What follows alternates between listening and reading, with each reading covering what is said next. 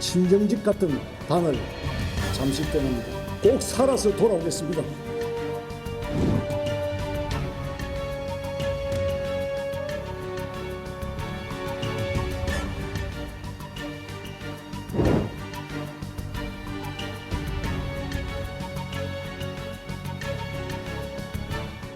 네, 더불어민주당이 비례연합정당에 참여할지 여부를 모바일 전당원 투표를 통해서 결정하기로 했습니다. 최고위원회 차원에서 결론 내리기엔 너무나 중대한 결정이라는 건데 당 지도부 안에서도 그만큼 찬반이 팽팽하다는 뜻일 겁니다.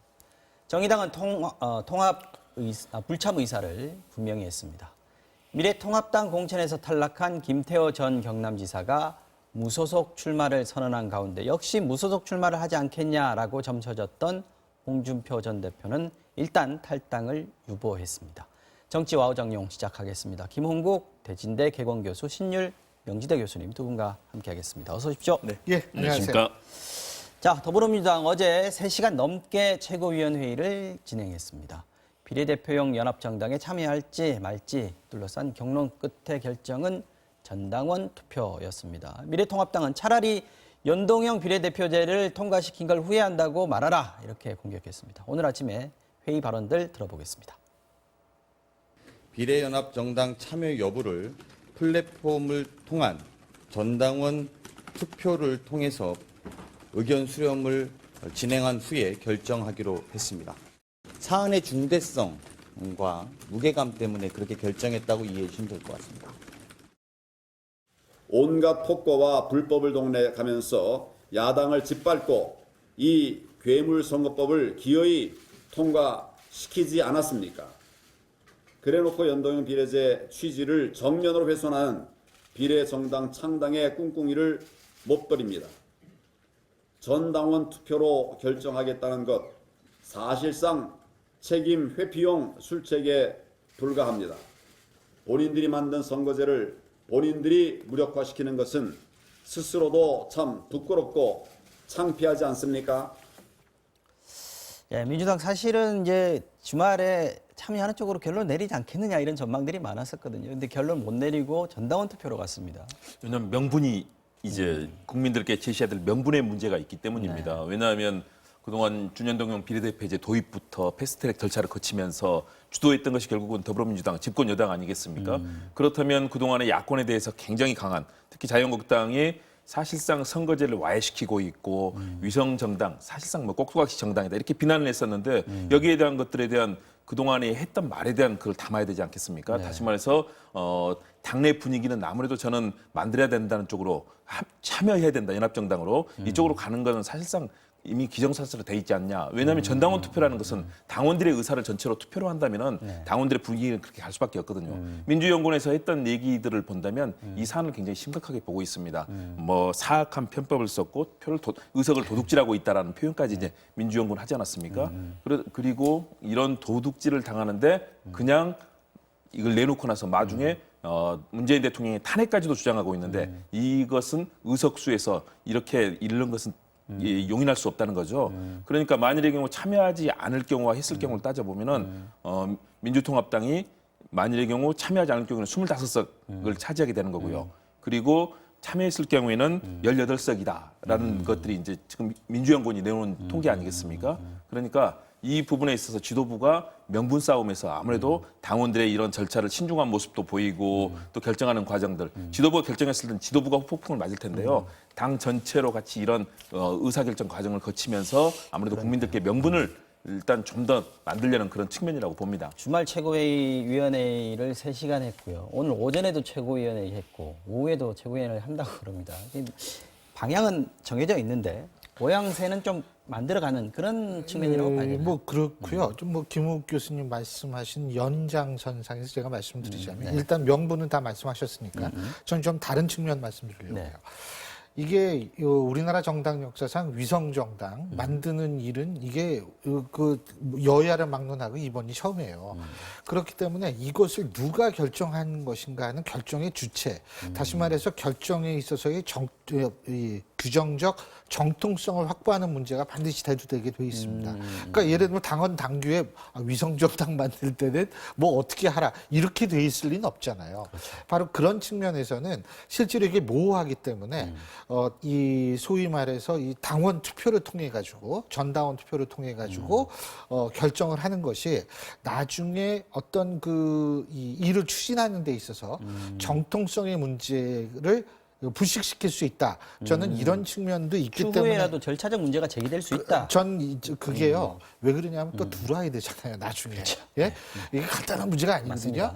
그러니까 이제 그런 정통성의 문제, 절차적 정통성 때문에도 한다. 저는 이렇게 생각하고요. 단 여기서 나올 수 있는 문제점은 일반적인 경우에는 유효 투표가 20%, 전당원의 20% 정도가 넘어야지 그것을 이제 의사결정으로 받아들이는데 이번에 과연 몇 %가 될지 저는 사실 그 점이 굉장히 중요하다고 보거든요. 만일 참여가 저조하고 예?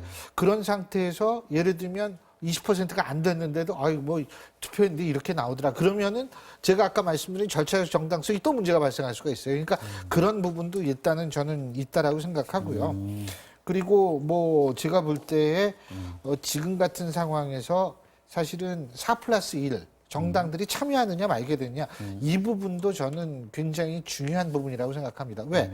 이렇게 힘들게 뭐 하겠다고 했는데 정의당에는 안 들어가겠다라고 얘기를 한다면 아까 김웅국 교수님께서 말씀하신 대로 한국당, 통합당의 의석은 줄일 수가 있지만 지역구 선거에서 선거연대가 안 돼서 민주당이나 정의당 둘 중에 하나가 더 어려움에 빠질 수 있는 상황을 초래될 수 있거든요.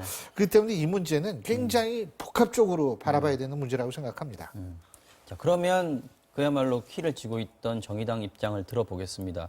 원래는 민주당이 모든 기득권을 포기하면 참여를 검토해 보겠다라는 얘기도 나왔었거든요. 약간 여지를 뒀었는데 주말에 또다시 바뀌었습니다. 심상정 정의당 대표 얘기 들어보시겠습니다.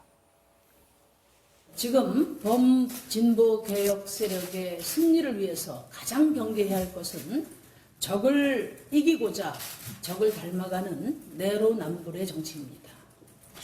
정의당은 일단 참여 안 하겠다는 걸 또 명확하게 하는 것 같은데요. 일단 명확하게 얘기를 했습니다. 그러니까 그동안에 얘기했던 것들은 사실은 당에서는 지도부에서는 상당히 강한 그런 이런 입장이었었고요. 반면에 윤소아 의원이라든가 또 다른 그런 목소리가 김종대 의원도 나왔었거든요. 그랬었고요. 그리고 특히 이제 비례연대와 지역구 연대를 어떻게 할 것인가 둘 다 가능하다는 그런 측면의 목소리도 나왔었는데요. 네. 다시 한번 강경한 입장으로 지금 돌아섰습니다. 저는 뭐 치열한 막판 지금 힘겨루기가 벌어지고 있다고 봅니다. 왜냐하면 정의당은 만약에 안 됐을 경우에는 이게 연합정당이 안 됐을 경우에는 정의당 자체로서 얻을 수 있는 그런 의석들이 상당히 강하고 특히 민주당 성향의 이 분들이 지역에서는 민주당 그러나 비례에서는 정의당을 택할 가능성들이 그동안 상당히 크지 않았습니까? 그거 없어질 수 있거든요. 그렇죠. 그렇기 때문에 정의당 내에서도 이제 사실은 그런 이 얘기들을 하고 있는데 일단은 명분에서 뭔가 국민적인 지지를 받아야 된다는 그런 측면이 일단 결정을 한 것으로 보이고요.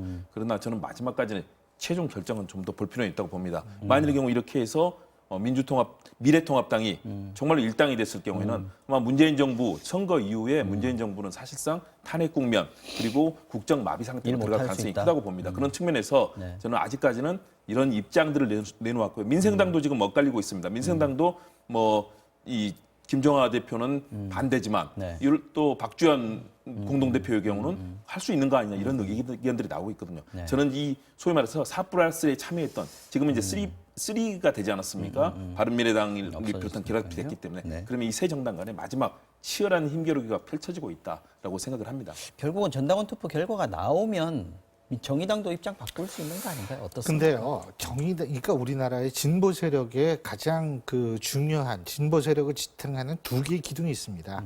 하나는 도덕성과 하나는 명분이에요. 근데 지난번 정의당은 사실 조국 사태 때 스텝이 좀 꼬여가지고 상당히 어려움을 겪었거든요. 그렇기 때문에 그 기억을 지금 그 정의당 지도부가 하고 있기 때문에 제가 볼 때에는 이게 또 스텝이 꼬일 경우에는 결국은 더 큰 손해를 볼 수 있다라고 생각할 수 있다라고 저는 생각을 합니다. 그래서 사실은 거의 배수진을 치는 것처럼 보일 정도의 강경 발언이 지금 심상정 대표한테 나오는 것 아닌가. 저는 사실 개인적으로 이렇게 생각을 하고요. 근데 이제 문제는 뭐냐면 사실 정의당의 입장이 굉장히 중요한 것이에요. 민주당 입장에서 볼 때. 이게 민주당만 남고 예를 들면 아까 민생당 말씀하셨습니다만 민생당도 그 말씀 그대로 맞습니다. 그러니까 다시 말해서 국민의당에서 바른정당 계열, 국민의당에서 바른정당으로 넘어갔던 그 계열의 입장과 호남계 의원들의 입장이 지금 다르거든요. 그래가지고 이게 어떻게 될지는 모르는데 어쨌든 민주당 입장에서 볼 때 정의당 빠져버렸다? 이렇게 되면은 명분도 챙기지 못하고 또 다른 어떤 아까도 얘기했지만 지역구에서의 문제도 발생할 수 있고 여러 가지 문제가 발생을 할 수 있기 때문에 결국은 상당히 좀 어려운 지경에 빠질 가능성도 있다. 저는 이렇게 생각하고요. 그렇기 때문에 종합적으로 바라본다면 정의당의 태도를 변하기 위해서는 상당한 설득이 필요할 거라고 생각을 합니다. 그러니까 정의당이 지난번에 받았던 유형 무형의 피해를 어떻게 피할 수 있고 실제적으로 어떻게 되냐. 이게 단순하게 예를 들면 뭐 몇 번부터 몇 번까지 줄게 이 정도 가지고는 될 수 있는 문제가 아닐 수도 있다는 생각을 저는 합니다. 어쨌든 민주당은 참여를 한다라고 결정이 되면 양보를 많이 해야 되는 거 아닌가. 그래야 정의당도 들어올 수 있는 거 아닌가. 근데 그 양보를 해야 된다라고 얘기했던 수준인 사람이 걸로 예를 들면 문제죠? 최재성 의원 얘기가 전 맞다고 생각하는 게 아예 최재성 안 의원 내는 했죠. 아예 내지 말고 정의당 밀어줘라. 그러면은 지역구에 나가 있는 지역구 후보들이 연대를 할 수가 있어요. 근데 지금처럼 이게 좀 어정쩡하게 나가서 뭐 들어와라 뭐 몇 번이냐 이렇게 하다 보면 사실은 그 내부에서의 잡음이 지역구 선거에 상당히 악영향을 끼칠 가능성도 배제할 수 없다. 저는 그렇기 때문에 특히 수도권 의원들이 걱정을 하더라고요. 걱정할 수 있죠. 최지성 의원처럼 얘기처럼 하면은 전 문제는 뭐 누구든 받아들일 수 있는 상황이 되지 않을까라는 생각을 합니다. 최재성 의원의 안을 보면은 일단은 병립형과 관련되는 또 이 비례정당, 비례 의석이 있고요. 준연동형 관련된 게 있습니다. 그렇다면 아예 민주당은 비례정당을 내지 않고 사실상 민주당의 이런 비례 후보들을 이 연합정당의 내부에 의석을 뒷부분으로 이제 보내서 배수진을 치는 뭐 이런 방식이거든요. 네, 그렇죠. 일단 정의당이 만일의 경우 만일의 경우 선거연합정당에 불참할 경우에는 정의당 단독으로 얻어낼 수 있는 것이 민주연구원의 분석에 따르면 9석입니다. 그러면 사실은 그동안의 교섭단체 20석 정도를 기대했던 정의당의 이 상황에 비하면 미래통합당이 가져가는 의석이 너무 많아지게 되는 거죠. 저는 그렇기 때문에 마지막 지금 셈법들이 계속 이루어지고 있고요. 특히 이를 주도하고 있는 플랫폼 정당이라고 하고 있는 시민을 위하여 그리고 선거연합정당과 같이 민주당 그리고 다른 작은 정당들이 지금 치열한 그 논의를 하고 있는데 여기에 결국은 정의당과 민생당의 최종 의 설득을 어떻게 해내느냐 이것이 가장 큰 관건이 될 걸로 봅니다.